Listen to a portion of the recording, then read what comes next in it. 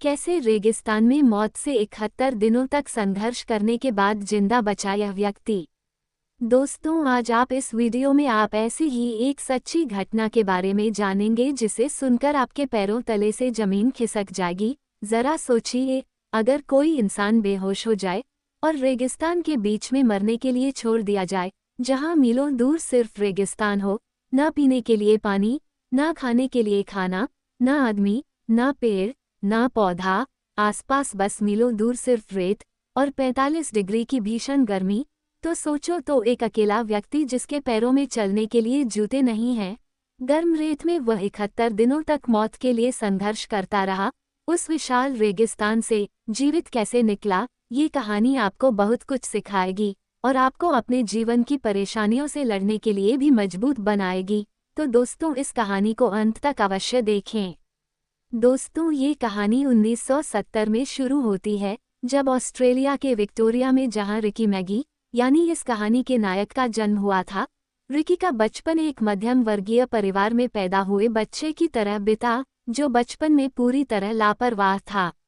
लेकिन जब रिकी 14-15 साल का हो गया, तो उसके परिवार की आर्थिक हालत बिगड़ना शुरू हुई, जिसके कारण उनके परिवार ने इस शहर को छोड़कर दूसरे शहर जाने का फैसला किया और इसी दौरान उनके पिता की मृत्यु हो गई, जिसके कारण रिकी ने पढ़ाई छोड़ दी और परिवार की ज़रूरतों को पूरा करने के लिए छोटे छोटे काम करने लगा। और इसी तरह छोटे छोटे काम करते करते रिकी 35 वर्ष का हो गया। अब उसके साथ एक ऐसी घटना घटने वाली थी जिसने उसकी पूरी जिंदगी बदल दी। ये 2006 की बात है, जब उसे पोर्टलैंड, पश्चिमी ऑस्ट्रेलिया में एक पत्र मिला, जिसमें उसे एक सरकारी नौकरी की पेशकश की गई थी, जिसके लिए रिकी को पूर्वी ऑस्ट्रेलिया से पश्चिमी ऑस्ट्रेलिया तक की लंबी यात्रा करनी थी। नौकरी के लिए उसे ऑस्ट्रेलिया के विशाल रेगिस्तान को पार करना पड़ रहा था। रास्ते में रिकी ने देखा कि 3 लोगों की कार खराब हो गई है।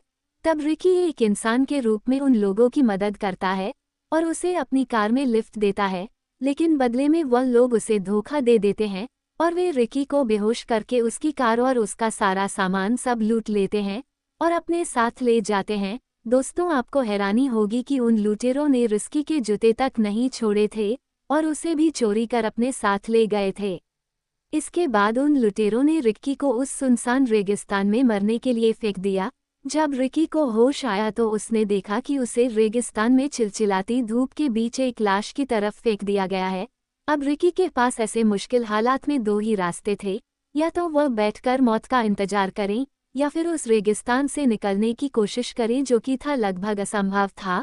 लेकिन रिकी ने अपनी सारी हिम्मत जुटाई और सोचा कि अगर मैं उसी दिशा में चलता रहा तो शायद मैं बाहर निकल सकता हूँ। और यह निर्णय लेने के बाद वो उसी दिशा में चलने लगा। फिर उसने रेत का एक पहाड़ देखा और उस पर चढ़ गया। फिर उसे बिना पानी की एक सूखी हुई नदी दिखाई दी और रिकी ने उसी नदी के किनारे चलने का फैसला किया। लेकिन दोस्तों, ये यात्रा बहुत ही कठिन थी, क्योंकि दिन के समय रेगिस्तान की रेत कितनी गर्म हो जाती थी कि उस पर चलना किसी भट्टी पर चलने के बराबर महसूस होता था। दिन के समय रेगिस्तान का तापमान 40 से 50 डिग्री सेल्सियस तक चला जाता था और ऐसी गर्मी में बिना खाए पिए चलना बहुत ही मुश्किल भरा काम था। इसलिए रिकी को अपनी भूख मिटाने और जिंदा रहने के लिए वह सांप, मेढक, चींटियां, छिपकलियां या यहाँ तक कि झाड़ियों की जड़ों को भी खा जाया करता था। इस यात्रा के दौरान वो कई बार गिरा और वो कई बार बेहोश हुए और गंभीर रूप से बीमार भी हुए, लेकिन हर बार उन्होंने हिम्मत जुटाई और फिर से चलने लगा। ऐसी विषम परिस्थितियों में केवल एक चीज रिकी के पक्ष में थी और वह थी बारिश का मौसम। दोस्तों, रेगिस्तान में बारिश नहीं होती है, फिर भी जो कभी कभी थोड़ी बहुत बारिश हो जाती तो रिकी उस बरसात के पानी को किसी गड्ढे में इकट्ठा करता और पीता। दोस्तों, यह पानी रिकी के लिए जीवन बचाने वाला था, फिर भी रिकी को जिंदा रहने के लिए कई बार खुद का पेशाब पीना पड़ता। दोस्तों, रेगिस्तान में खाना और पानी ठीक से न मिलने के कारण हालात बिगड़ते गए। जैसे जैसे दिन बीतते गए उसके शरीर का वजन कम होता गया। तेजी से शरीर कंकाल की तरह दिखने लगा। उसका शरीर इतना कमजोर हो गया था कि वह दिन में कई बार बेहोश हो जाता था। ऐसे में उसके दिमाग में भी कई बार आत्महत्या का विचार आया, लेकिन उसने हार नहीं मानी और अंतिम सांस तक कोशिश करने का संकल्प लिया, और इसी तरह 71 दिनों तक हर दिन मौत से लड़ते रहे, इस उम्मीद के साथ कि आज मैं इस रेगिस्तान से निकलूंगा। और 72वें दिन वो वीरेन डूडो मवेशी थाने के पास पहुंचे, जहां मार्क क्लिफर्ड नाम के शख्स की नज़र उस पर पड़ी। रिकी को देखकर मार्क को लगा जैसे कोई कंकाल भटक रहा हो, क्योंकि रिकी का वजन 106 किलो 6 फीट कम से होकर 48 किलो रह गया था। रिकी ने उस शख्स को अपनी पूरी आपबीती बताई और बेहोश हो गया। रिकी हेलीकॉप्टर द्वारा अस्पताल ले जाया गया, जहां 6 दिन के इलाज के बाद रिकी का ऐसे सुनसान रेगिस्तान से जिंदा निकलना सबके लिए किसी चमत्कार से कम नहीं था।